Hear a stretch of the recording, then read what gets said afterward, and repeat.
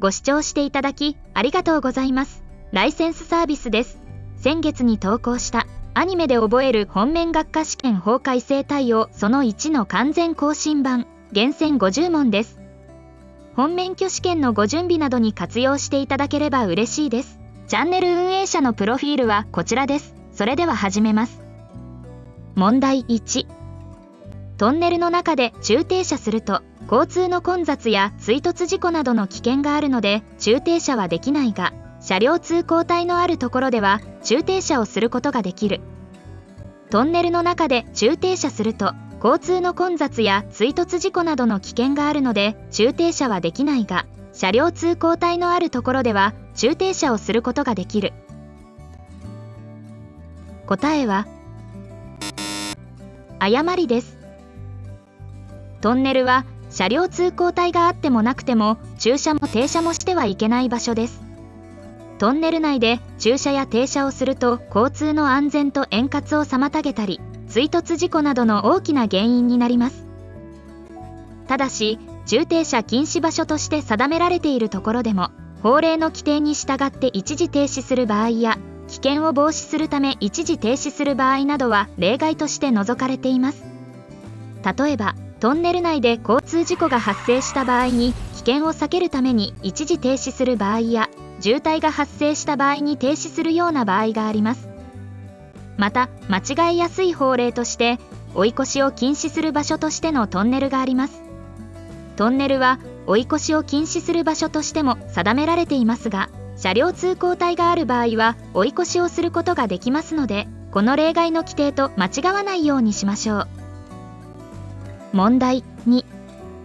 車両横断禁止の標識のある道路を通行している時でも交差点では右折をすることはできる。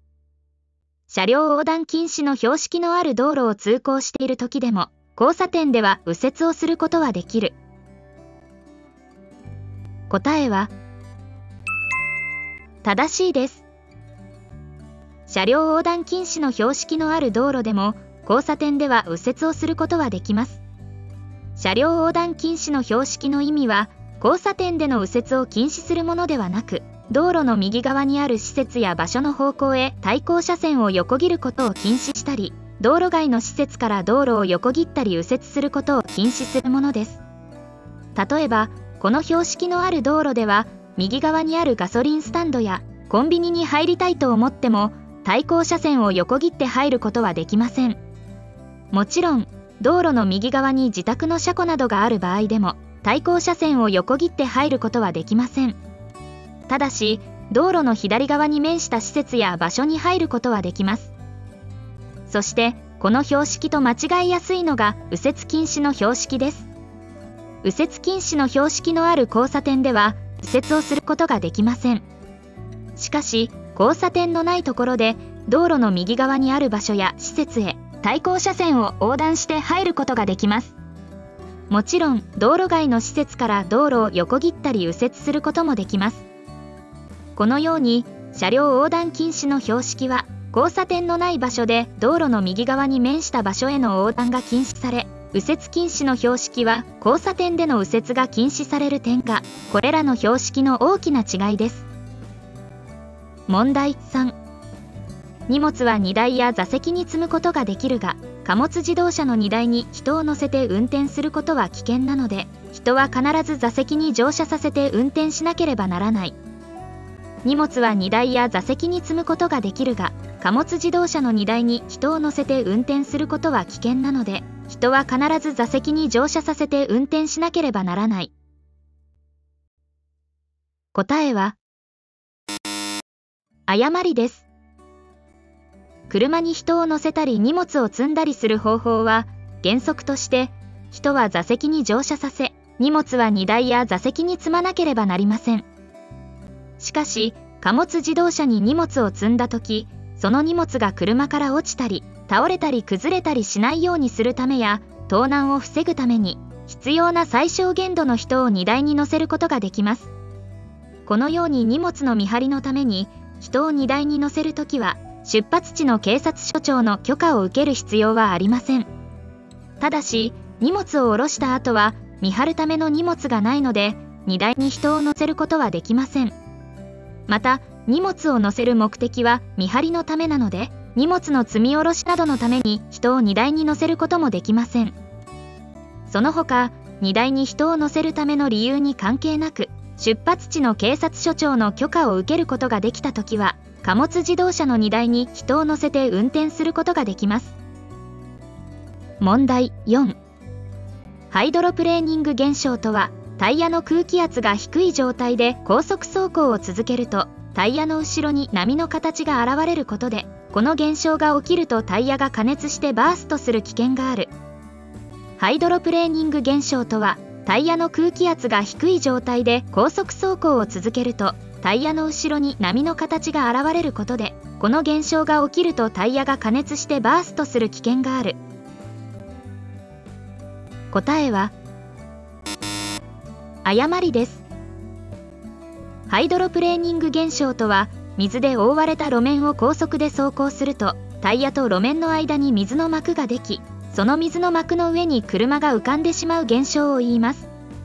この現象が発生すると、ハンドルやブレーキが全く効かなくなり大変危険です。ハイドロプレーニング現象は、雨の日にすり減ったタイヤで高速走行すると発生しやすくなるので、すり減ったタイヤを早めに交換したり、速度を控えて運転しましょう。そして、タイヤの空気圧が低い状態で高速走行を続けると、タイヤの後ろに波の形が現れる現象は、スタンディングウェーブ現象と言います。この現象が続くと、やがてタイヤがバースト、破裂してしまうことがあるので、タイヤの空気圧を適正値であるかチェックしましょう。問題5。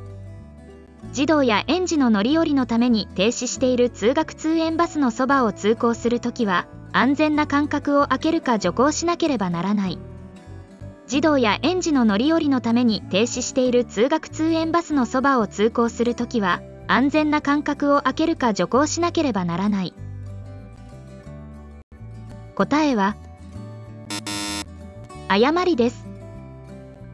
問題文にある停止している車のそばを通るときの安全な間隔を空けるか徐行しなければならないという意味は、原則として安全な間隔を空けて通行しますが、道路の幅が狭いときなど、安全な間隔を空けて通行できないときには、徐行しなければならないことを表しています。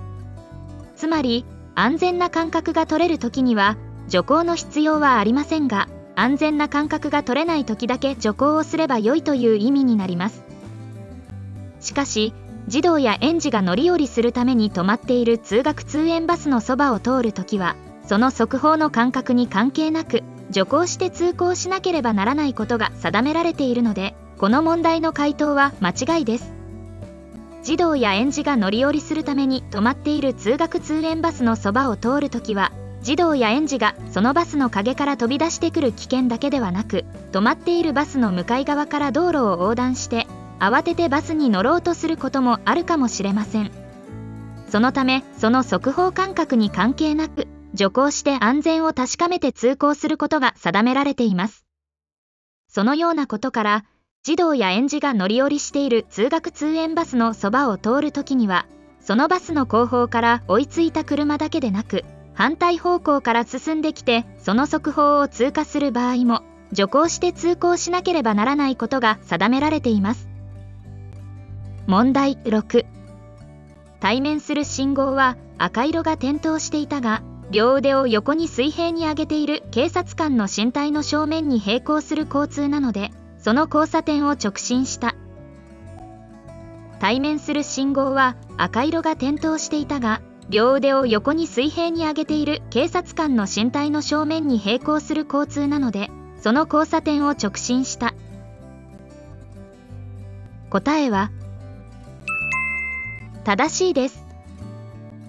警察官などが手信号などをしている交差点では、両腕を横に水平に上げている警察官などの身体の正面に並行する交通は、青色の灯火の信号と同じ意味なので、車は進むことができます。そして警察官などは、危険の防止や交通の安全と円滑を図るために、信号機の信号と違う意味の手信号などをすることがあります。例えば、信号機が故障している時や交通事故が発生した時など、特に必要がある場合です。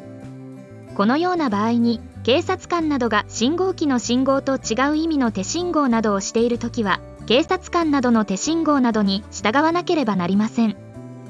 ちなみに、警察官などが横に水平に上げている両腕を垂直に上げたときは、警察官などの身体の正面に並行する交通は、黄色の信号と同じ意味を表します。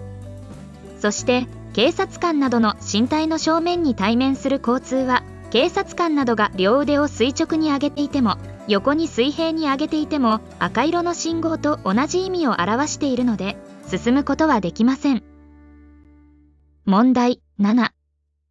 前の車を追い越そうとするとき、その前の車が右折などのため右側に進路を変えようとしているときは、追い越しを始めてはいけない。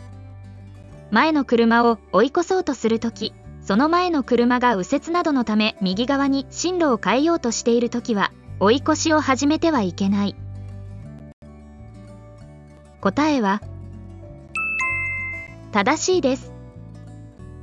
車は他の車を追い越そうとするときは、追い越しの原則として、その車の右側を通行しなければなりません。しかし問題文のように、前の車を追い越そうとするとき、その前の車が右折などのため右側に進路を変えようとしているときは、危険ですから追い越しを始めてはいけません。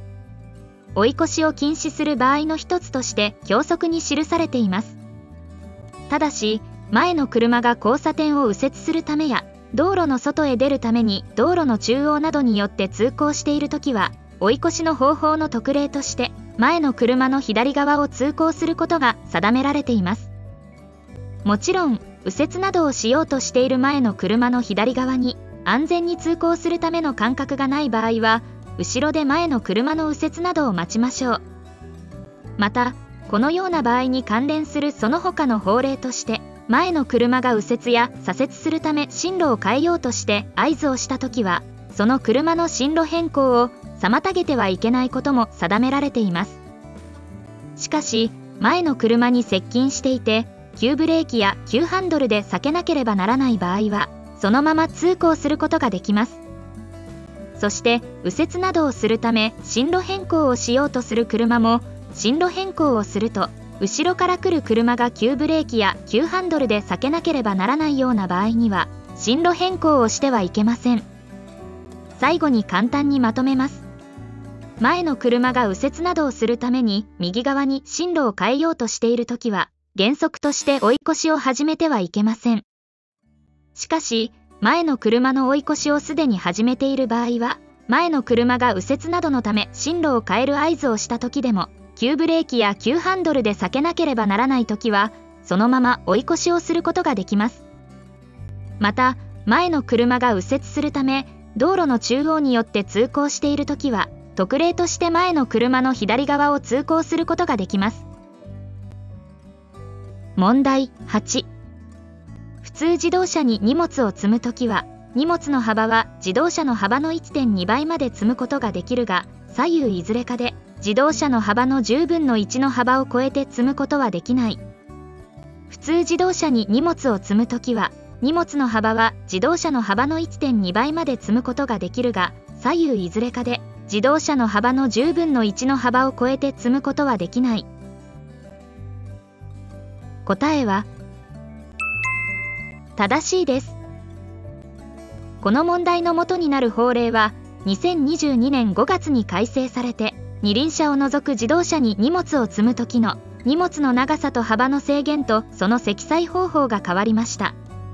荷物の長さの制限についても、自動車の長さの 1.2 倍の大きさまで積むことができるようになりましたが、その積み方は自動車の車体の前後いずれかで、車体の長さの10分の1を超えて積むことはできません。要するに、荷物の大きさは長さも幅も自動車の大きさの 1.2 倍まで積むことができますが、その積み方は車体の長さと幅からそれぞれ車体の長さと幅の10分の1を超えてはみ出して積むことができないことにご注意ください。問題9。大型二輪免許を受けていた期間が3年未満でも、普通二輪免許を受けていた期間が3年以上で20歳以上の人であれば、大型自動二輪車で高速道路を2人乗り運転ができる。大型二輪免許を受けていた期間が3年未満でも、普通二輪免許を受けていた期間が3年以上で、20歳以上の人であれば、大型自動二輪車で高速道路を2人乗り運転ができる。答えは正しいです。高速道路で自動二輪車の2人乗り運転ができる人は20歳以上で、大型二輪免許か普通二輪免許を受けていた期間が3年以上の人です。例えば大型二輪免許を受けていた期間が3年以上で20歳以上の人は大型自動二輪車や普通自動二輪車で2人乗り運転ができます。また普通二輪免許を受けていた期間が3年以上で20歳以上の人は普通自動二輪車で2人乗り運転ができます。そして大型二輪免許を受けていた期間が3年未満の人でも20歳以上で普通二輪免許を受けていた期間が3年以上あれば大型自動二輪車でも普通自動二輪車でも2人乗り運転ができます。つまり二輪免許を受けていた期間の条件については大型二輪免許か普通二輪免許のどちらの免許でも3年以上あれば2人乗りができます。問題10。トンネルの入り口付近など明るいところから急に暗いところに入ると最初は見えにくいがやがて見えるようになる。これを暗順応という。トンネルの入り口付近など明るいところから急に暗いところに入ると最初は見えにくいがやがて見えるようになる。これを暗順応という。答えは正しいです。トンネルの入り口付近など明るいところから急に暗いところへ入ると最初は暗くて見えにくいですがしばらくすると目が慣れて少しずつ見えるようになります。これを暗順応と言います。反対にトンネルの出口付近など暗いところから急に明るいところへ出ると最初は眩しくてよく見えませんがやがて少しずつ見えるようになります。これを明順応と言います。このようにトンネルの入り口や出口付近では視力が一時的に悪くなりますので速度を落として慎重に走りましょう。なお一般的に明順応より暗順応の方が時間がかかります。問題11。優先道路を通行しているときはその交差道路を通行する車が必ず停止したり徐行するので交差点で速度を落としたり注意したりする必要はない。優先道路を通行しているときはその交差道路を通行する車が必ず停止したり徐行するので交差点で速度を落としたり注意したりする必要はない。答えは誤りです。車は交差する道路が優先道路であるときや交差する道路の道幅が広いときは徐行などをして交差する道路を通行する車や路面電車の通行を妨げてはいけないことが定められています。しかしその優先道路や道幅の広い道路を横切ろうとしたりその交差点に入ろうとするすべての車などが必ずしも徐行や一時停止をするとは限りません。優先関係の判断を誤ったり交差点を見落としてそのままの速度で通行しようとするかもしれません。また交通規則を十分理解していない歩行者なども通行していることもあります。そのため車を運転して交差点に入ろうとするときはたとえ優先道路などを通行している場合であってもまた交通整理が行われていてもいなくても交差道路を通行する車などやその付近を通行する歩行者などに特に注意してできる限り安全な速度と方法で注意して進まなければなりません。問題12。普通仮免許を受けた人は普通自動車、小型特殊自動車、一般原動機付き自転車を運転の練習や運転免許試験などを受けるためであれば道路で運転することができる。普通仮免許を受けた人は普通自動車、小型特殊自動車、一般原動機付き自転車を運転の練習や運転免許試験などを受けるためであれば道路で運転することができる。答えは誤りです。普通仮免許で運転の練習や試験などを受けるために道路で運転することができる車は普通自動車だけです。たとえ運転の練習のためであっても、小型特殊自動車や一般原動機付き自転車を運転することはできません。そもそも普通仮免許は普通自動車の運転の練習や試験などを受けるための免許なので、小型特殊自動車や一般原動機付き自転車を自由に運転できる免許ではないことにご注意ください。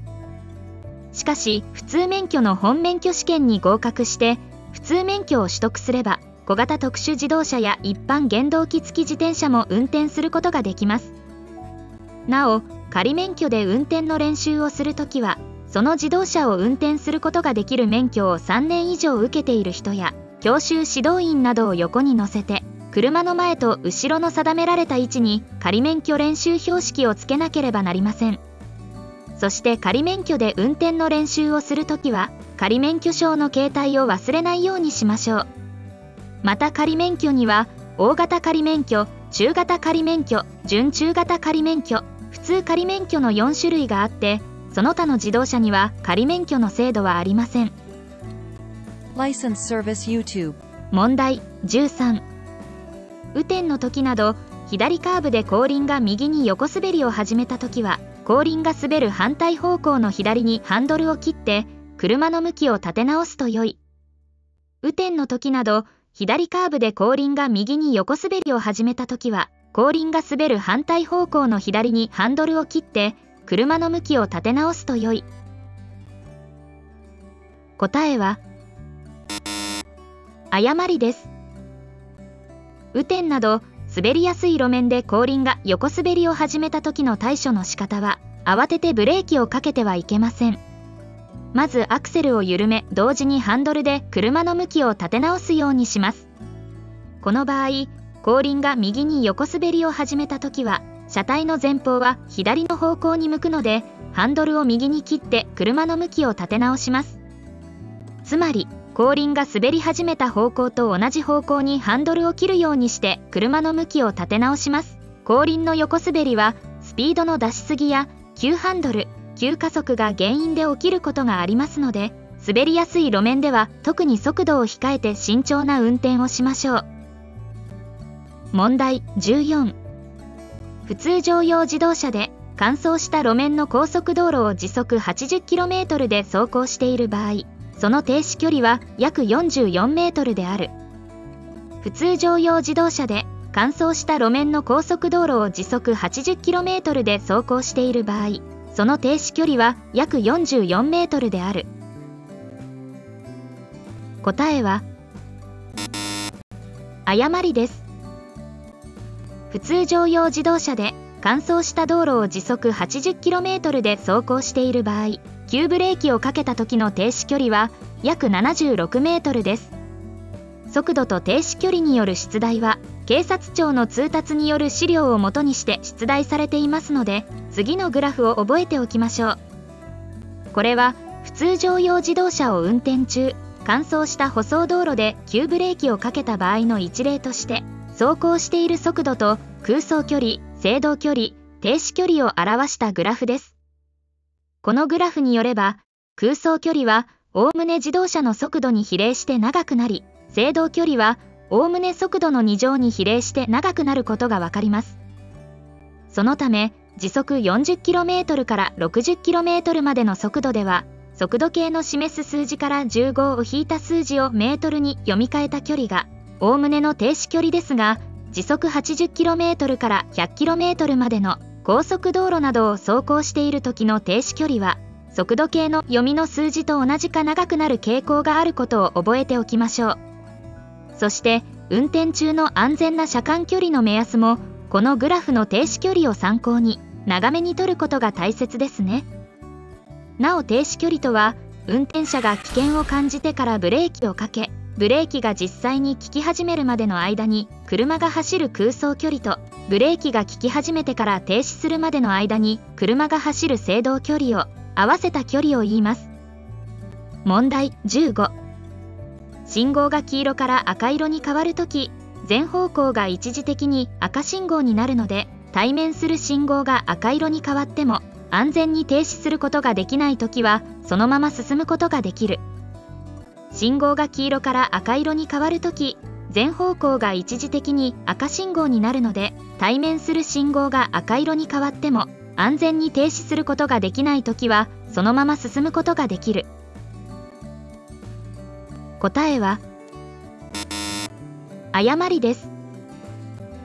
赤色の信号の意味は、車は停止位置を越えて進んではいけないことを表しているので、対面する信号が赤色に変わったときは当然進むことはできません。対面する信号の色が変わったとき、停止位置に近づいていて急ブレーキをかけることにより、後続車に追突されそうになったり、二輪車で転倒する恐れがあるなど、安全に停止することができないために、そのまま進むことができる場合は、信号が青色から黄色に変わったときです。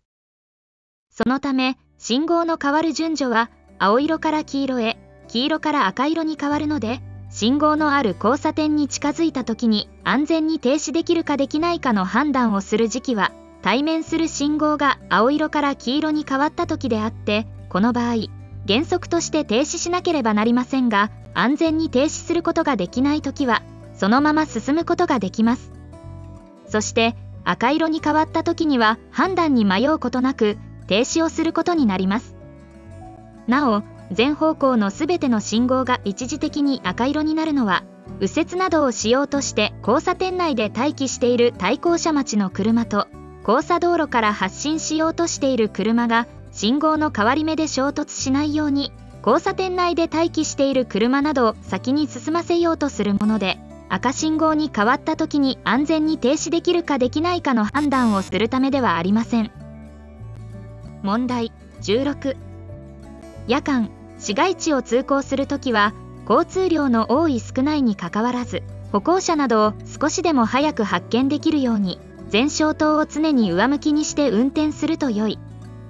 夜間、市街地を通行するときは、交通量の多い少ないにかかわらず、歩行者などを少しでも早く発見できるように、前照灯を常に上向きにして運転すると良い。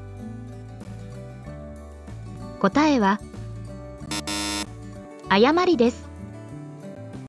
車は夜間などに運転するときは前照灯などをつけなければなりません。この場合、交通量の多い市街地を運転しているときや濃い霧がかかっている場所などを除いて、少しでも早く危険を発見できるように前照灯を上向きにして運転します。しかし、対向車と行き違うときや、他の車の直後を通行しているときは、前照灯に照らされた他の車の運転者が眩しくならないように、前照灯を減光するか、下向きに切り替えなければなりません。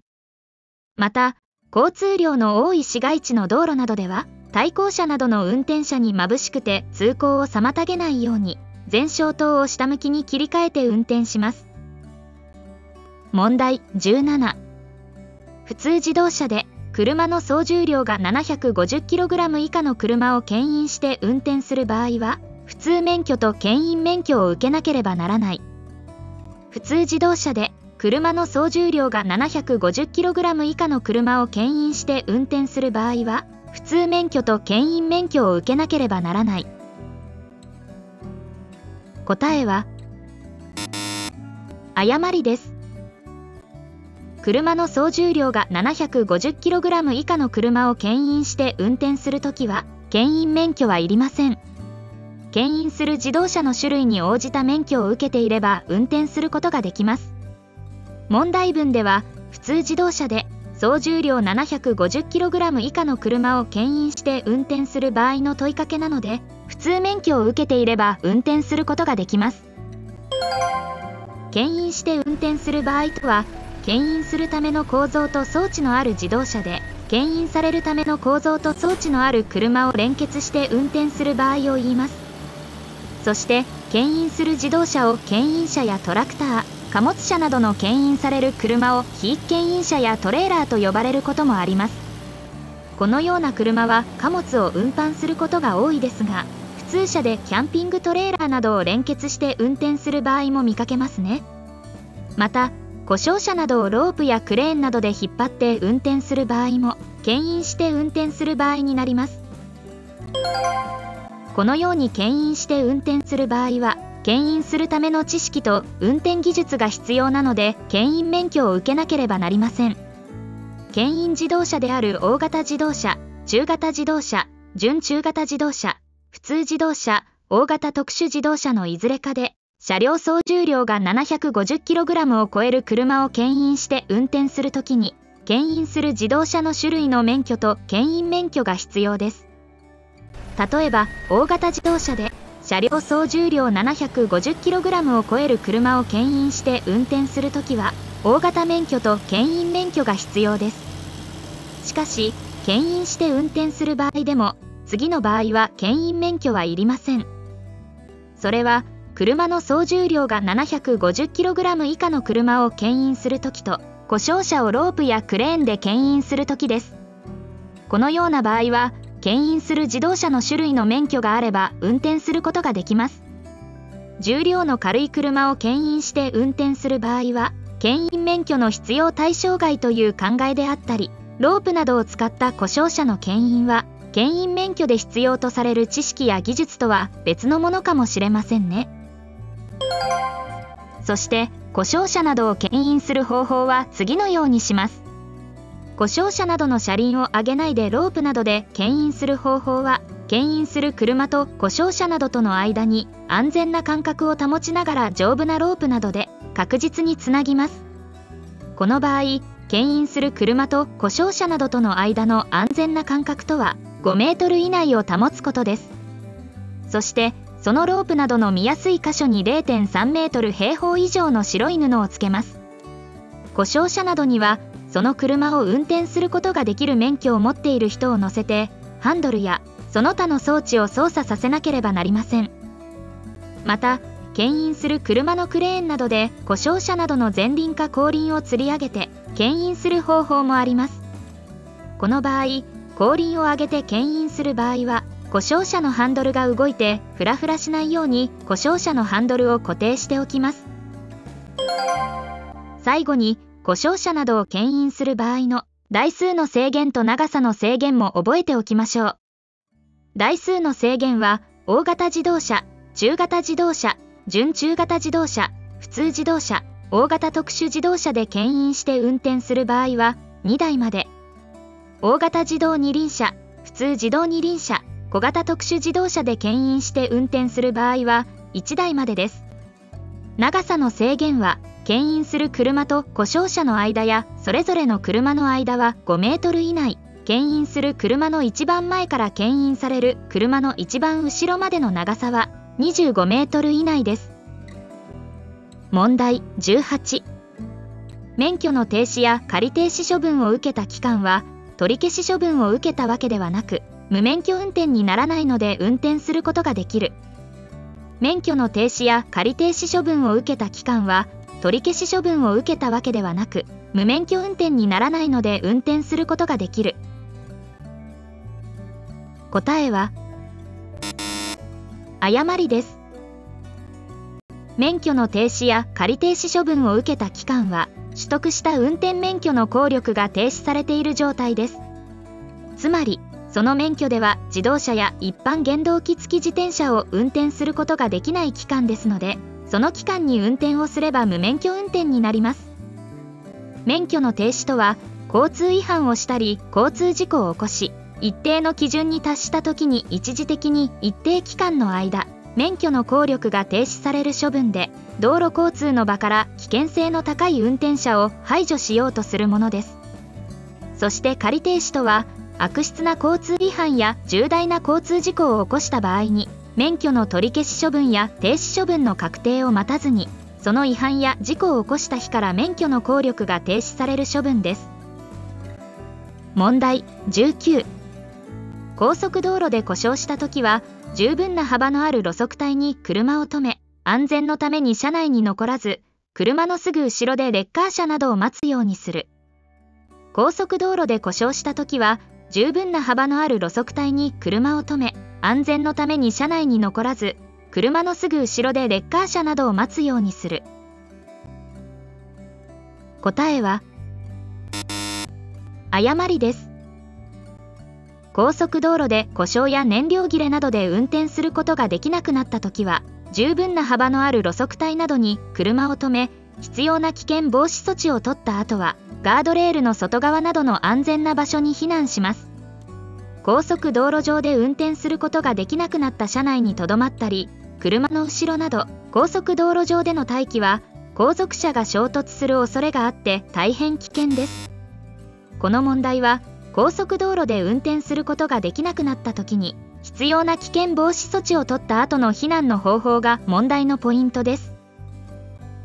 問題20。高速自動車国道や自動車専用道路の本線車道とは、通常高速走行する部分と加速車線と減速車線も含まれる。高速自動車国道や自動車専用道路の本線車道とは、通常高速走行する部分と加速車線と減速車線も含まれる。答えは誤りです。本線車道とは、高速自動車国道で通常高速走行する部分や自動車専用道路のこれに相当する部分を言います。加速車線や減速車線は本線車道には含まれません。また途半車線、路側帯、路肩も本線車道に含まれません。そして本線車道というキーワードで特に覚えておかなければならないことは、高速道路の法定最高速度です。一般道路の法定最高速度とは別の定めの時速 100km などの速度で運転できるのは高速自動車国道の本線車道に適用されるものであって、自動車専用道路の法定最高速度は一般道路と同じですので、間違えないようにしましょう。詳しい解説はこちらの高速道路の動画でしていますので、よろしければご視聴してくださいね。時速 100km などの最高速度で運転できるのは高速自動車国道の本線車道だけ。加速車線で合流する時の最高速度は？以前は高速自動車国道の最高速度の設定は本線車道だけで、加速車線や減速車線は一般道路と同じでしたが、現在は法令改正により加速車線や減速車線の最高速度も本線車道と同じ速度になっています。加速車線の最高速度については学科のテキストにも明記されていないので、学習を進めるうちに疑問に感じている人も少なくないと思い、付け加えさせていただきました。ご参考としてくださいね。問題21。雨天時のアスファルト道路や積雪のある道路では、タイヤと路面の摩擦抵抗が小さくなって路面が滑りやすくなるので、制動距離が長くなる。雨天時のアスファルト道路や積雪のある道路では、タイヤと路面の摩擦抵抗が小さくなって路面が滑りやすくなるので、制動距離が長くなる。答えは正しいです。車を停止させようとする場合、ブレーキ装置やタイヤと路面の摩擦抵抗を利用しますが、この摩擦抵抗はタイヤと路面やブレーキ装置の状態、ブレーキのかけ方によってその限界は一定ではなく、特に濡れたアスファルト路面や積雪路面はタイヤと路面の摩擦抵抗が小さくなりタイヤが滑りやすいので、ブレーキが効き始めてから車が停止するまでの間に走る制動距離が長くなります。なお、制動距離が長くなる要因はタイヤと路面などの状態やブレーキのかけ方のほか、重い荷物を積んでいる場合や乗車人数が多い場合も制動距離が長くなります。問題22。二輪車のブレーキのかけ方は、ブレーキレバーを使う前輪ブレーキ、ブレーキペダルやブレーキレバーを使う後輪ブレーキ、スロットルを戻したり、シフトダウンによるエンジンブレーキの3種類がある。二輪車のブレーキのかけ方は、ブレーキレバーを使う前輪ブレーキ、ブレーキペダルやブレーキレバーを使う後輪ブレーキ、スロットルを戻したり、シフトダウンによるエンジンブレーキの3種類がある。答えは正しいです。二輪車のブレーキのかけ方には、ブレーキレバーを使う前輪ブレーキ、ブレーキペダルまたはブレーキレバーを使う後輪ブレーキ、スロットルを戻したり、シフトダウンによるエンジンブレーキの3種類あります。ここでスロットルの言葉の意味をご説明します。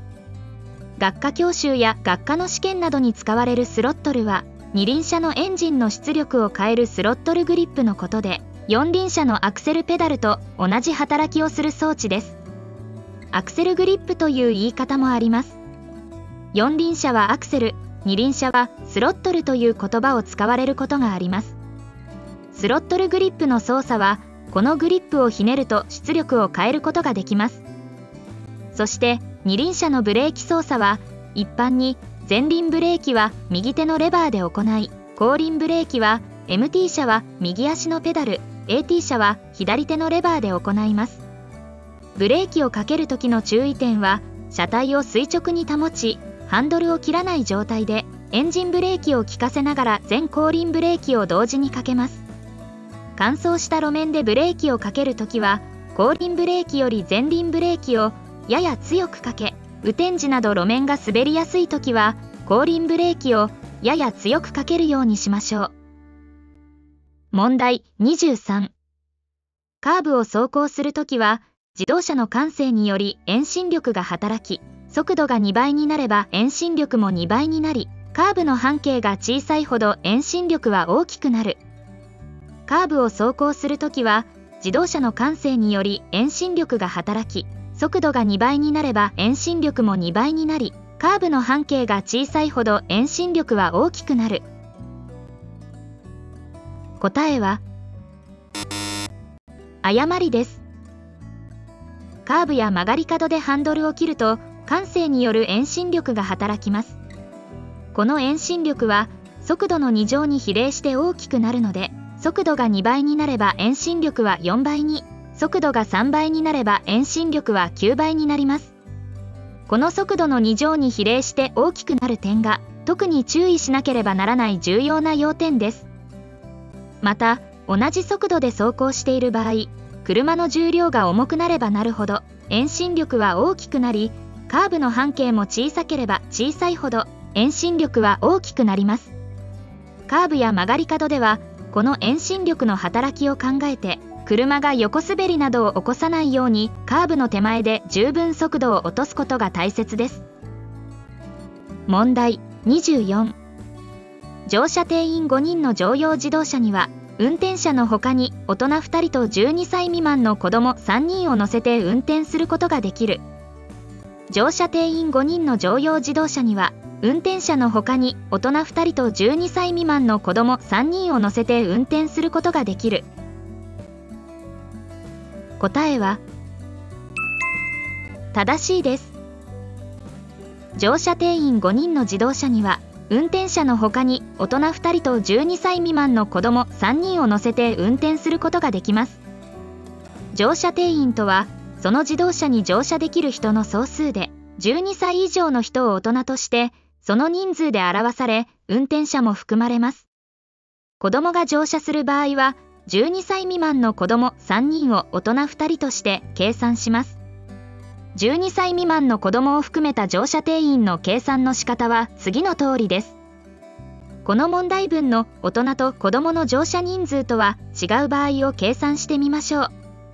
例えば、乗車定員が5人の自動車に、運転者のほかに大人1人が乗車した場合、子供は何人乗れるか計算してみます。乗車定員の5人から運転者とその他に乗車した大人1人の合計2人を引いて 1.5 をかけると乗車できる子どもの数になります。この場合 4.5 人になりますが、小数点以下の人数である 0.5 人は乗車できないので、小数点以下は切り捨てます。そうすると乗車できる子どもの数は4人になります。ちなみに12歳未満の未満はその数字を含みませんので、12歳は大人として計算します。これが子どもを含めた乗車人数の数え方です。ご参考にしてくださいね。問題25。高速自動車国道の本線車道における法定最高速度は、三輪車と牽引車を除き、普通乗用自動車は時速 100km、普通貨物自動車は時速 90km である。高速自動車国道の本線車道における法定最高速度は、三輪車と牽引車を除き、普通乗用自動車は時速 100km、普通貨物自動車は時速 90km である。答えは誤りです。高速自動車国道の本線車道における普通自動車の法定最高速度は三輪車と牽引車のものを除いて乗用車も貨物車も時速 100km です。普通自動車の法定最高速度は乗用車と貨物車の区別はなく時速 100km です。ただし三輪車と牽引車は時速 80km です。なお、乗用車と貨物車で最高速度の区別のある自動車の種類は大型自動車と中型自動車です。三輪車と牽引車を除く大型乗用自動車と中型乗用自動車、いわゆるバスと特定中型貨物自動車以外の中型貨物自動車は時速 100km ですが、三輪車と牽引車を除く大型貨物自動車と特定中型貨物自動車は時速 90km です。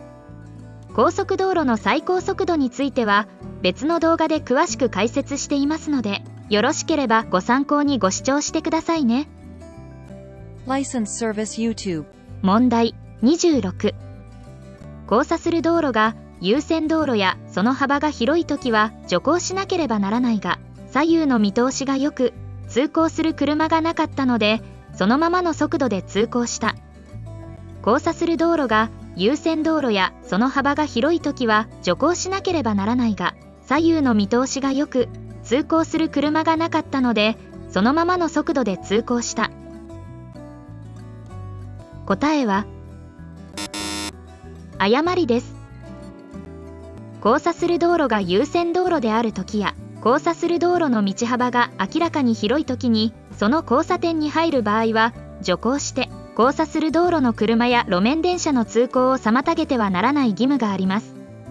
また、このような交差点に入る時の徐行義務は、その交差点の見通しの良い悪いや、交差道路を通行する車のあるなしに関係なく、徐行してその交差点に入らなければならないこととして定められています。なお、その交差道路を通行する車などが接近してきたり、通行している車などがある場合には、その車などの通行を妨げてはいけないので、一時停止をしてその通行を待たなければならない場合もあります。問題27。前の車が普通自動二輪車を追い越そうとしているときに、法定速度を超えないように、その前の車を追い越した。前の車が普通自動二輪車を追い越そうとしているときに、法定速度を超えないように、その前の車を追い越した。答えは誤りです。車は前の車が自動車を追い越そうとしているときは、たとえ法定速度を超えなくても追い越しを禁止する場所でなくても、その前の車の追い越しを始めてはいけません。普通自動二輪車は自動車なので、この場合二重追い越しの禁止にあたります。二重追い越しは前の車によって視野が妨げられたり、追い越しに必要な距離が長くなるなど、より大きな危険を伴うため追い越しを禁止する場合として法令で定められています。そしてこの問題の重要なポイントである二重追い越しが禁止される場合は、前の車が自動車を追い越そうとしている時です。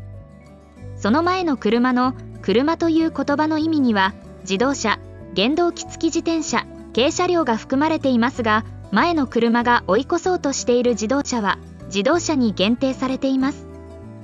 したがって前の車が原動機付き自転車や軽車両を追い越そうとしているときは二重追い越しの禁止の対象ではないので、追い越しを始めることができます。これは原付などは小さく速度の遅い車なので、それを追い越そうとしている前の車を追い越す場合、その速度やはみ出し方に危険は少ないかもしれませんが、自動車を追い越そうとしている前の車を追い越す場合、その車がたとえ原付などでも、その追い越しには相当な速度やはみ出し方が必要なので、危険であるという法令の解釈として覚えておきましょう。問題28。車が衝突した時の衝撃力は、速度と重量に応じて大きくなり、速度が2倍になれば衝撃力も2倍に、速度が2分の1になれば衝撃力も2分の1になる。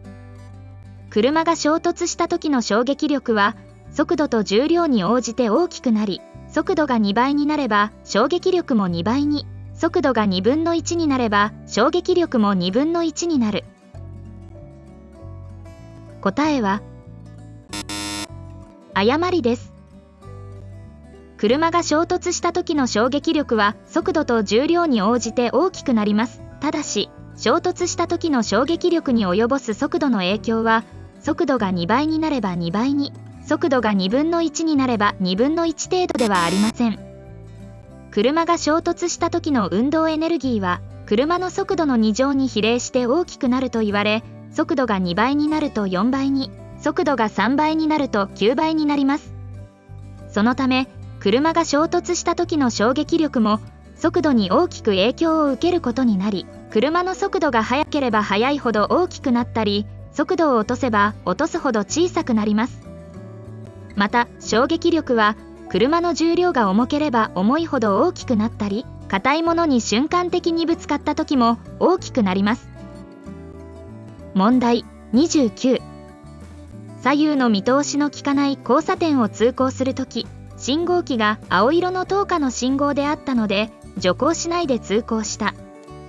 左右の見通しの利かない交差点を通行するとき、信号機が青色の灯火の信号であったので、徐行しないで通行した。答えは正しいです。左右の見通しの利かない交差点を通行するときは徐行すべき場所として定められています。ただし、信号機の信号などにより交通整理の行われている場合は、徐行場所から除かれているので、青色の灯火の信号などに従って通行するときは、徐行しないで通行することができます。また、優先道路を通行しているときも同様に、左右の見通しの利かない交差点でも、徐行しなければならない場所から除かれています。これは、青色の灯火の信号などに従って通行しているときや、優先道路を通行しているときは、交差道路を通行する車に、停止や徐行などをして通行を妨げてはならない義務があるからです。問題30。黄色の灯火が点滅している信号に対面する車は、停止位置で必ず一時停止し、安全を確認した後に進むことができる。黄色の灯火が点滅している信号に対面する車は、停止位置で必ず一時停止し、安全を確認した後に進むことができる。答えは誤りです。黄色の灯火が点滅している信号に対面する歩行者などや車や路面電車は、法令では一時停止や徐行の義務はなく、交差している道路などを通行している他の交通に注意して進むことができると記されています。もちろん、交通状況によっては運転者の判断で速度を落としたり、徐行や一時停止の必要な場合もあります。停止位置で一時停止し、安全を確認した後に進まなければならない信号は、赤色の灯火が点滅している信号です。問題31。横断歩道や自転車横断帯とその手前から30メートル以内の場所では、自動車や一般原動機付き自転車を追い越してはならないが、追い抜くことは禁止されていない。横断歩道や自転車横断帯とその手前から30メートル以内の場所では、自動車や一般原動機付き自転車を追い越してはならないが、追い抜くことは禁止されていない。答えは誤りです。最初に追い越しと追い抜きの意味の違いについてご説明します。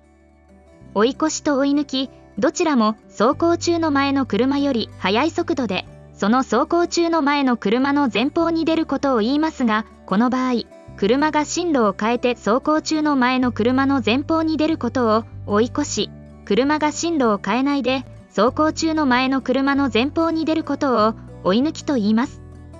つまり、進路を変えるか変えないかの違いがあります。そして車は、横断歩道や自転車横断帯とその手前から30メートル以内の場所では、自転車などの軽車両や特定小型原動機付き自転車を除いて、他の車を追い越すことが禁止されているだけではなく、追い抜きをすることも禁止されています。この場合の重要なポイントの一つは、車は自転車などの軽車両や特定小型原動機付き自転車を除く車を追い越したり追い抜いたりしてはいけないことです。つまり、車は自動車と一般原動機付き自転車を追い越したり追い抜いたりしてはいけませんが、軽車両と特定小型原動機付き自転車を追い越したり追い抜いたりすることはできます。2つ目の重要なポイントは、交通整理の行われていない横断歩道など、つまり信号機の信号や警察官などによる手信号が行われていない横断歩道などでは、追い越しも追い抜きも禁止されていますが、交通整理の行われている横断歩道などで、信号機の信号などにより歩行者などが横断できないときは、追い越しは禁止されていますが、追い抜きについては禁止されていないので、追い抜きだけはすることができます。追い越しは、信号機の信号などによる交通整理が行われていてもいなくても、追い越しの行為そのものが危険なので禁止ですが、追い抜きについては、横断歩道などを横断しようとする歩行者などの危険防止を目的としたものなので、信号機などにより歩行者などの横断ができないときは、その危険がないので、追い抜きをすることができます。問題32。車は歩行者用道路を通行することはできないが、警察署長の許可を受けた場合や、緊急自動車、郵便車、清掃車などは通行することができる。車は歩行者用道路を通行することはできないが、警察署長の許可を受けた場合や、緊急自動車、郵便車、清掃車などは通行することができる。答えは正しいです。車は歩行者用道路など、道路標識などで通行が禁止されている道路を通行してはいけません。しかし、通行が禁止されている道路を通行するやむを得ない事情がある場合、例えば、通行が禁止されている道路を通行しなければ車庫の出入りができない場合、身体障害者の送迎ができない場合、その他貨物の集配などの理由により、やむを得ない事情として警察署長の許可を受けた場合は通行することができます。また、緊急自動車、郵便車、清掃用の車などは、通行が禁止される対象の車から除かれています。なお、歩行者用道路をこのように、特に通行を認められた車で通行するときは、特に歩行者に注意して、徐行して通行しなければなりません。問題33。1本の実線の路側帯に駐停車する場合、その幅が 0.75 メートルを超えるときは路側帯の中に入り、車の左側に歩行者の通行のため、0.75 メートル以上の余地を空けておかなければならない。1本の実線の路側帯に駐停車する場合、その幅が 0.75 メートルを超えるときは路側帯の中に入り、車の左側に歩行者の通行のため、0.75 メートル以上の余地を空けておかなければならない。答えは正しいです。車は1本の実線の路側帯のある道路に駐停車する場合、その幅が 0.75 メートルを超えるときは路側帯の中に入り、路側帯の表示と平行に車の左側に歩行者の通行のため、0.75 メートル以上の余地を空けて駐車や停車をします。駐停車の方法は、歩道や路側帯のある場合とない場合では、その方法が違ってくるので分かりづらいですね。駐車や停車の方法は次の通りですので覚えておきましょう。車は歩道や路側帯のない道路では道路の左端に沿って駐車や停車をします。そして歩道のある道路では車道の左端に沿って駐車や停車をします。この場合、車道の端に1本の実線のある時でも車道の左端に沿って駐車や停車をします。道路の端に歩道が設けられている場合のこの実線は車道外側線であって路側帯を示す道路表示ではありません。そのため歩道までが車道なのでこのように車道の左端に沿って駐停車をします。次は路側帯のある道路での駐停車の方法です。1本の実線の路側帯のある道路ではその幅が 0.75 メートル以下の場合は路側帯の中に入らず車道の左端に沿って駐車や停車をします。またその路側帯の幅が 0.75 メートルを超える場合は路側帯の中に入り車の左側に歩行者の通行のため 0.75 メートル以上の余地を空けて駐車や停車をします。なおこの場合、路側帯の中に車が全部入った時でも、その左側に 0.75 メートルを超える余地があるときは、路側帯の道路表示に沿って駐車や停車をします。ただし、路側帯の幅が広い場合でも、実線と破線の路側帯である駐停車禁止路側帯や2本の実線の路側帯である歩行者用路側帯のあるところでは、路側帯の中に入って駐車や停車をしてはいけません。車道の左端に沿って駐車や停車をします。最後に、高速道路の場合は、歩行者の通行が禁止されているので、路側帯の中に入って、道路の左端に沿って駐車や停車をします。問題34。車は、歩行者などのそばを通るときは、歩行者との間に安全な間隔を空けて、同時に徐行もしなければならない。車は、歩行者などのそばを通るときは、歩行者との間に安全な間隔を空けて、同時に徐行もしなければならない。答えは、誤りです。法令では、車は歩行者のそばを通るときは、歩行者との間に安全な間隔を空けて通行しなければならない。また、道路が狭かったり、障害物がある場合など、歩行者との間に安全な間隔を空けることができないときは、徐行して通行しなければならないことが定められています。つまり、徐行が必要な場合は、歩行者などとの間に安全な間隔を空けることができないときであって、歩行者との間に安全な間隔を空けることができるときは、徐行しないで通行することができます。なお、この場合の安全な間隔とは、車の速度にもよりますが、確一的に何メートルということではありません。歩行者が急に道路の横断を始めるような不測の行動があっても、歩行者に危険が及ぼすことのないような間隔を言います。そしてこのような間隔を空けることができないときには、すぐに停止できるような速度で通行しなければなりません。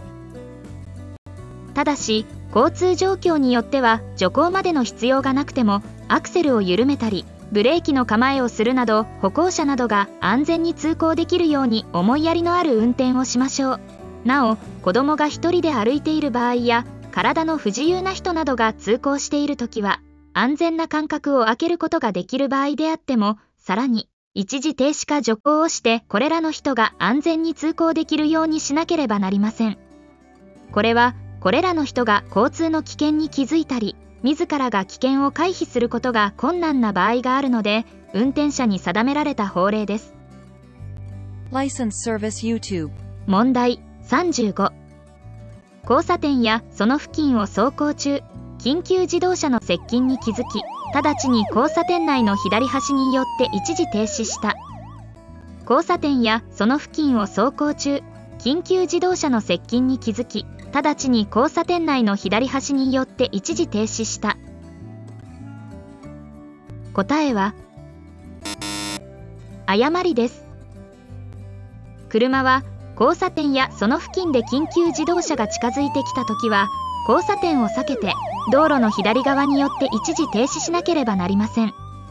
すでに交差点に入っている車は交差点を出て、交差点に入ろうとする車は、その手前で道路の左側によって一時停止します。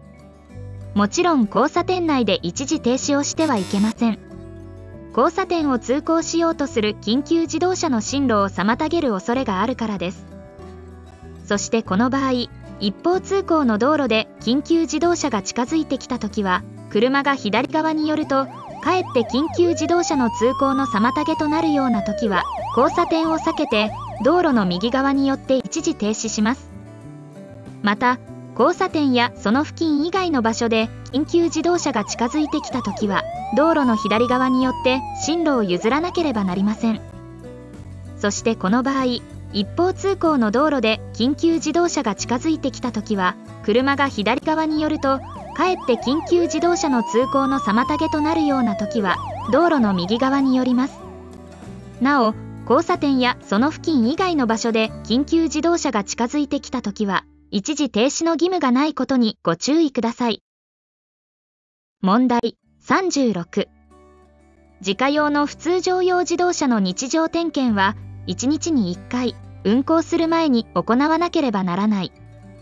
自家用の普通乗用自動車の日常点検は1日に1回運行する前に行わなければならない。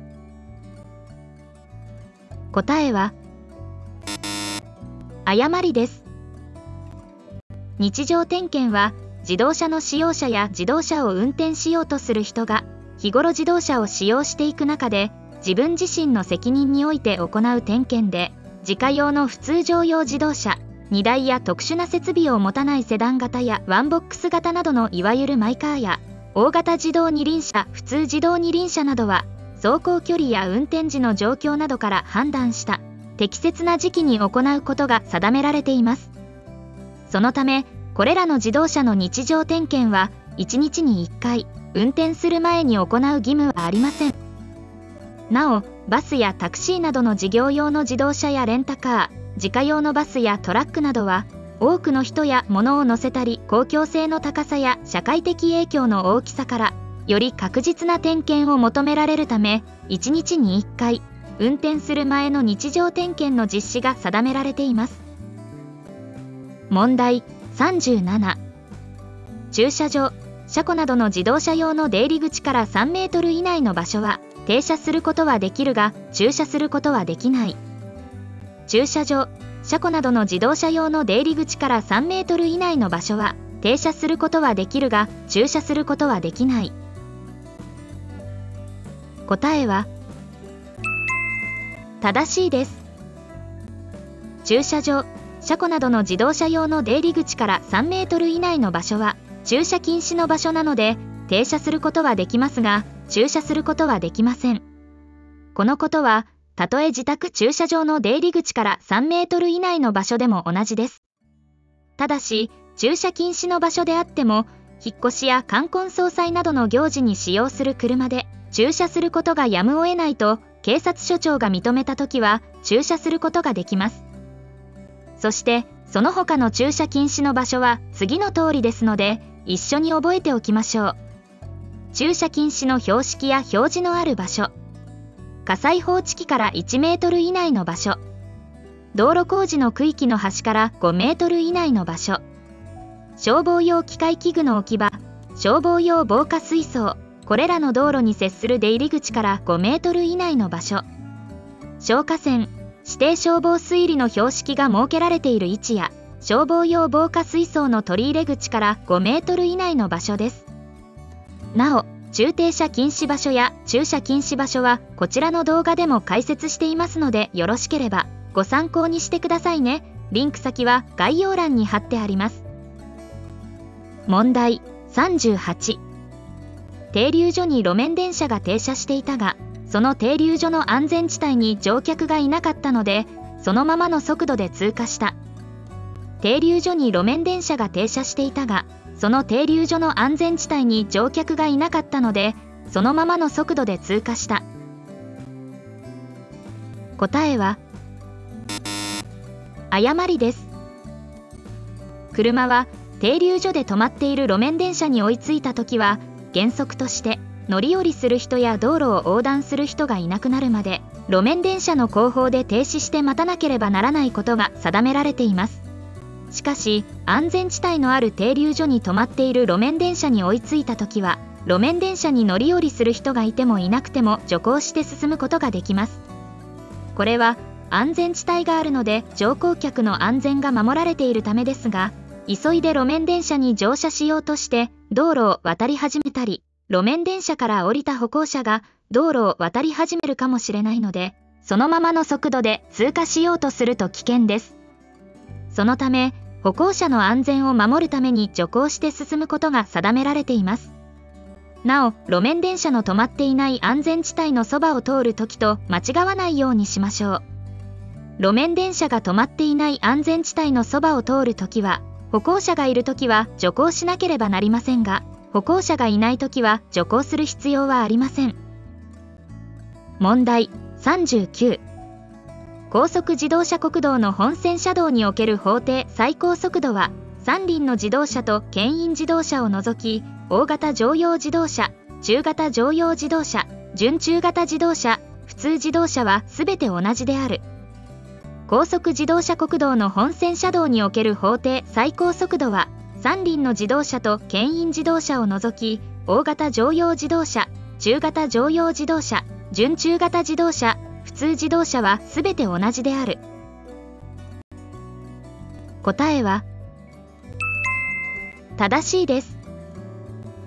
高速自動車国道の本線車道での大型乗用自動車、中型乗用自動車、準中型自動車、普通自動車の法定最高速度は、三輪の自動車と牽引自動車を除いてすべて同じ時速 100km です。その他、最高速度が時速 100km の自動車の種類は、特定中型貨物自動車以外の中型貨物自動車、大型自動二輪車、普通自動二輪車です。その他の自動車の種類の法定最高速度は、三輪の自動車、大型特殊自動車、牽引自動車は時速 80km、そして三輪の自動車と牽引自動車を除く大型貨物自動車と特定中型貨物自動車は時速 90km です。大型貨物自動車と特定中型貨物自動車の最高速度は2024年4月から変わっていますのでご注意ください。なお、本線車道が道路の構造上、往復の方向別に分離されていない区間の法定最高速度や自動車専用道路の法定最高速度は一般道路と同じで時速 60km です。問題40。普通自動車の運転中、運転者が危険を感じてブレーキをかけたとき、ブレーキが効き始めてから車が停止するまでの間に走る距離を停止距離という。普通自動車の運転中、運転者が危険を感じてブレーキをかけたとき、ブレーキが効き始めてから車が停止するまでの間に走る距離を停止距離という。答えは誤りです。運転者が危険を感じてブレーキを踏んだとき、ブレーキが効き始めてから停止するまでの間に車が走る距離は制動距離と言います。そして停止距離とは、運転者が危険を感じてからブレーキをかけ、ブレーキが実際に効き始めるまでの間に車が走る空走距離と、ブレーキが効き始めてから停止するまでの間に車が走る制動距離を合わせた距離で、運転者が危険を感じてから完全に停止するまでの間に車が走る距離を言います。また、停止距離がさらに長くなる場合として、運転者が疲れている時などは、危険に気づいたり、その判断をするための時間が長くかかるので、空走距離が長くなり、雨に濡れた道路を走る場合や重い荷物を積んでいる時は、制動距離が長くなります。その結果、停止距離も長くなることも覚えておきましょう。問題41。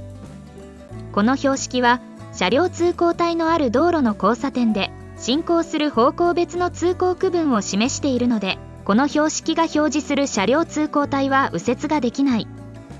この標識は、車両通行帯のある道路の交差点で、進行する方向別の通行区分を示しているので、この標識が表示する車両通行帯は右折ができない。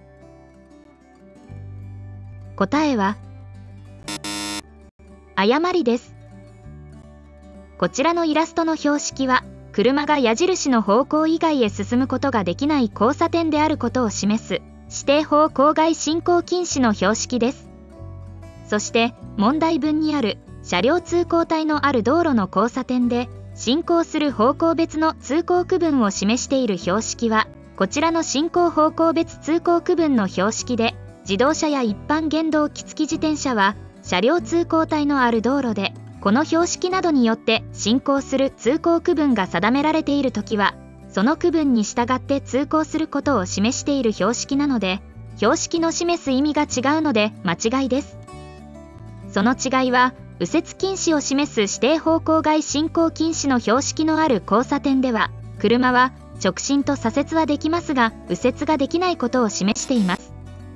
それに対して、進行方向別通行区分の標識は、原則として自動車や一般原動機付き自転車は、車両通行帯のある道路の交差点で、車両通行帯ごとに進むことができる方向別の車両通行帯を示しています。例えば、この標識が表示されている車両通行帯は直進と左折ができることを示し、右折をすることができませんが、この交差点が右折ができないことを示しているものではありません。他の通行帯では右折ができます。このように指定方向外進行禁止の標識のある交差点では、特定の方向への通行ができないことに対して、進行方向別通行区分の標識は車両通行帯ごとに交差点を進む方向別の通行区分を示している違いがあります。License Service YouTube。問題42。自転車横断帯に接近したとき、その自転車横断帯を自転車が横断しようとしていたので、いつでも停止できる速度で自転車の直前を通過した。自転車横断帯に接近したとき、その自転車横断帯を自転車が横断しようとしていたので、いつでも停止できる速度で自転車の直前を通過した。答えは誤りです。車は自転車横断帯に接近したとき、その自転車横断帯を自転車が横断しようとしているときや横断しているときは、自転車横断帯の手前で一時停止して自転車に道を譲らなければなりません。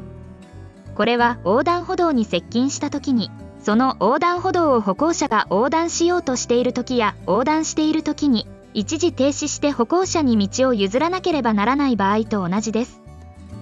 そして、横断する自転車や歩行者がいるかいないか明らかでないときは、自転車横断帯や横断歩道の手前で停止できるように、速度を落として進まなければなりません。また、横断する自転車や歩行者がいないことが明らかなときは、そのまま進むことができます。車は横断歩道や自転車横断帯に近づいたときは、その横断歩道などの付近の歩行者や自転車の通行している状態に応じて、3つの運転の仕方があることを覚えておきましょう。問題43。車が荷物の積み下ろしのために停止する場合は、停止する時間に関係なく、すべて駐車になる。車が荷物の積み下ろしのために停止する場合は、停止する時間に関係なく、すべて駐車になる。答えは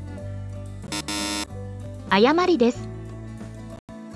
車が荷物を積み下ろしするために停止する場合は、その停止する時間によって駐車になる場合と停車になる場合があります。積み下ろしのために5分を超える停止は駐車になり、5分以内の停止は停車になります。例えば、荷物を積み下ろしするために5分間停止した場合、形式的ですが法令上の解釈は5分以内なので停車になります。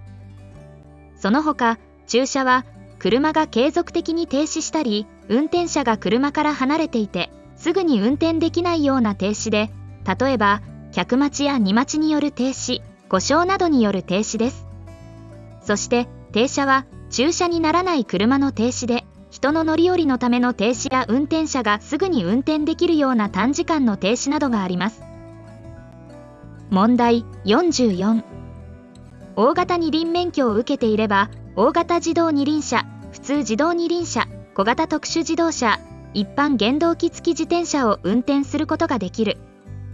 大型二輪免許を受けていれば、大型自動二輪車、普通自動二輪車、小型特殊自動車、一般原動機付き自転車を運転することができる。答えは正しいです。大型二輪免許を受けていれば、大型自動二輪車、普通自動二輪車、小型特殊自動車、一般原動機付き自転車を運転することができます。自動車などを運転しようとするときは、その自動車などの種類に応じた第一種運転免許を受けなければなりませんが、運転免許には上位免許と下位免許といわれる取り決めがあって、上位免許を受けた人は、その下位免許で運転することができる自動車なども運転することができます。そのため、大型二輪免許の下位免許は、普通二輪免許、小型特殊免許、原付免許なので、大型二輪免許を受けると、大型自動二輪車のほか、普通自動二輪車、小型特殊自動車、一般原動機付き自転車も運転することができます。また、普通二輪免許の下位免許は、小型特殊免許と原付免許なので、普通二輪免許を受けると普通自動二輪車のほか、小型特殊自動車と一般原動機付き自転車も運転することができます。同様に、大型免許などの上位免許と下位免許の関係は、上位免許から下位免許へ順に、大型免許、中型免許、準中型免許、普通免許、小型特殊免許と原付免許になりますので、それぞれ受けた免許で運転できる自動車のほか、下位免許で運転することができる自動車なども運転することができます。例えば、大型免許を受けると大型自動車のほか、中型自動車、準中型自動車、普通自動車、小型特殊自動車と一般原動機付き自転車を運転することができます。準中型免許では、準中型自動車、普通自動車、小型特殊自動車と一般原動機付き自転車、そして普通免許では、普通自動車、小型特殊自動車と一般原動機付き自転車を運転することができます。そして間違いやすいのが、大型特殊免許の下位免許は、小型特殊免許と原付免許だけですので、大型特殊免許では、普通自動車や大型自動二輪車、普通自動二輪車を運転することができないことにご注意ください。大型特殊免許で運転できる自動車などは、大型特殊自動車、小型特殊自動車、一般原動機付き自転車だけです。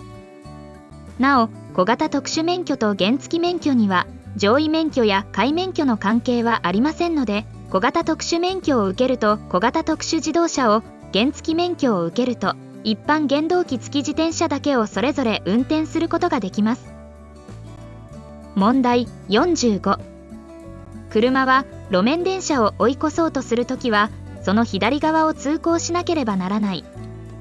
車は路面電車を追い越そうとするときは、その左側を通行しなければならない。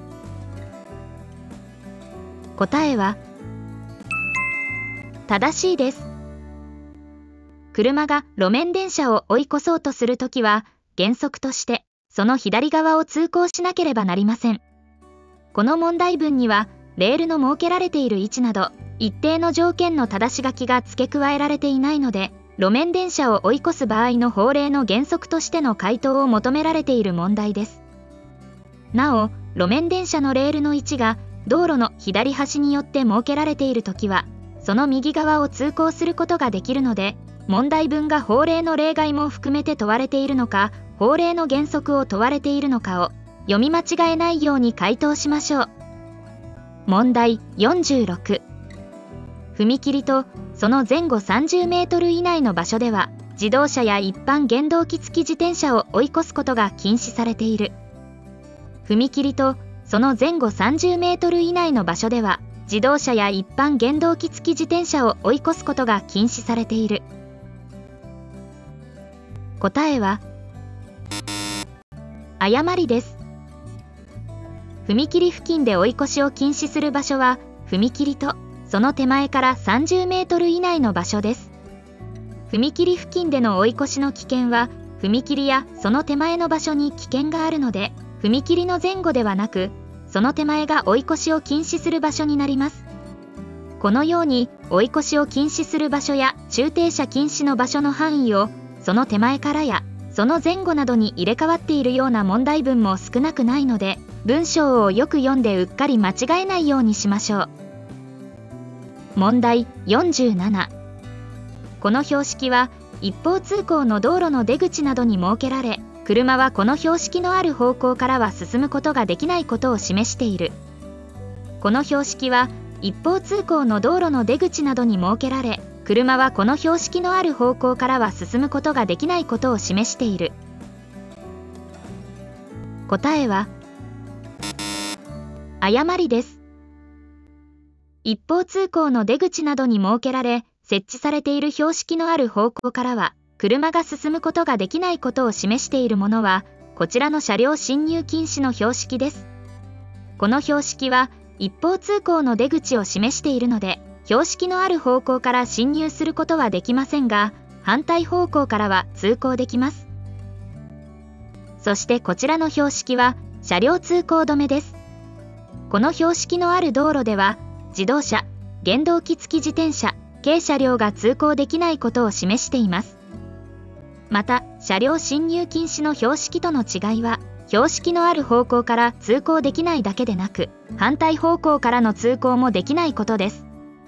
この標識は、この先の道路が歩行者専用道路などに指定されている場合など、車の通行ができない場所にあります。問題48。最高速度の標識などがない高速自動車国道では、総排気量 660cc 以下の普通自動車の最高速度は時速 80km である。最高速度の標識などがない高速自動車国道では、総排気量 660cc 以下の普通自動車の最高速度は時速 80km である。答えは誤りです。高速自動車国道における本線車道での最高速度には規制速度と法定速度があります。そして標識や表示で最高速度の規制が行われている場合の速度を規制速度といい、この規制速度を超えて運転してはいけません。また標識や表示で最高速度の規制が行われていない場合の速度を法定速度といい、この法定速度を超えて運転してはいけません。問題文での標識や表示で最高速度の規制が行われていない高速自動車国道の本線車道における総排気量 660cc 以下の普通自動車の最高速度、つまり法定最高速度は時速 100km です。ただし、三輪の自動車と牽引自動車は時速 80km です。過去の法令改正で、総排気量 660cc 以下の普通自動車と大型自動二輪車や普通自動二輪車も最高速度が時速 80km から時速 100km に引き上げられました。その影響からまだこのような問題も残っているかもしれません。現在、普通自動車は総排気量や乗用自動車、貨物自動車に関係なく、三輪の自動車と牽引自動車以外はすべて時速 100km です。問題49。優先道路を通行している場合でも、交通整理の行われていない左右の見通しが利かない交差点を通行するときは、徐行しなければならない。優先道路を通行している場合でも、交通整理の行われていない左右の見通しが利かない交差点を通行するときは、徐行しなければならない。答えは誤りです。交通整理の行われていない左右の見通しの利かない交差点を通行するときでも、優先道路を通行している場合は徐行しないで交差点を通行することができます。見通しの悪い交差点は交差道路から進入してくる交通の危険があるため、徐行場所として定められていますが、優先道路を通行している場合は交差道路を通行している車に徐行などをして優先車の通行を妨げてはならない義務があるので、お互いに交通法規に従った運転を信頼して徐行しないで通行することができます。ただし注意して通行しなければならないことは言うまでもありません。なお、優先道路とは優先道路の標識のある道路や交差点の中まで中央線や車両通行帯のある道路を言います。そのため優先道路の標識や交差点の中まで中央線や車両通行帯がなく、単に道幅が広いだけでは優先道路ではないので、たとえ道幅が広い道路を通行している場合であっても、見通しが利かない交差点を通行している場合は徐行しなければならないことになります。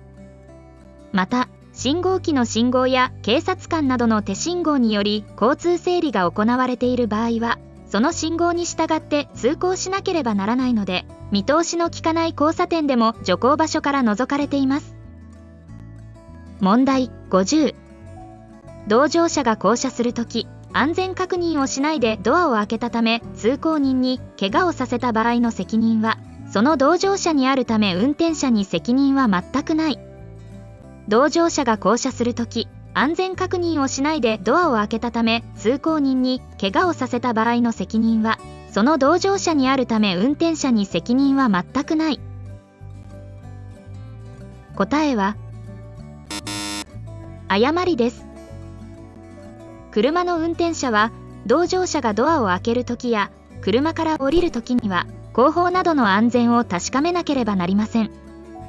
また、ドアのロックなどをして同乗者が不用意にドアを開けて他の交通に危険を与えないように注意しなければなりません。